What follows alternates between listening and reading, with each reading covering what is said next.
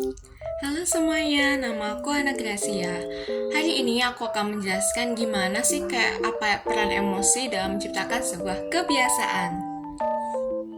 Nah, kita semua kan punya kebiasaan nih dalam hidup kita.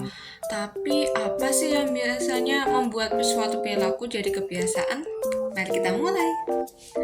Nah, kebiasaan adalah suatu perilaku yang dilakukan secara otomatis tanpa berpikir. Misalnya saat pergi ke kampus dan lalu tiba-tiba udah sampai kampus tapi kita nggak inget apa-apa di perjalanan karena kayak udah rutin setiap hari dilakuin gitu. Jadi kayak udah masuk di alam bawah sadar. Nah, terus jadi kalau kebiasaan ini masuknya bisa ke dalam spektrum otomatisasi dari uh, pilihan, keputusan, hingga perilaku otomatis seperti tadi pergi ke kampus seperti itu.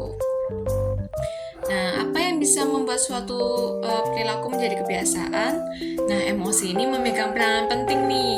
Kalau kita merasakan hal positif ketika melakukan sesuatu, uh, perilaku itu menjadi sesuatu atau perilaku itu cenderung punya potensi lebih besar menjadi suatu kebiasaan yang kayak otomatis gitu ya gitu.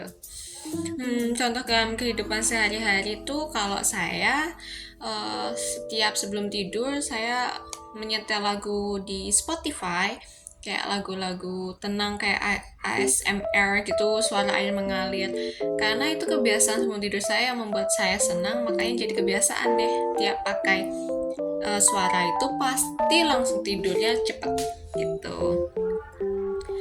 Nah, untuk merancang sebuah kebiasaan kita perlu memperhitungkan nih respon emosionalnya dari kebiasaan tersebut. Apakah itu rasa senang, lega,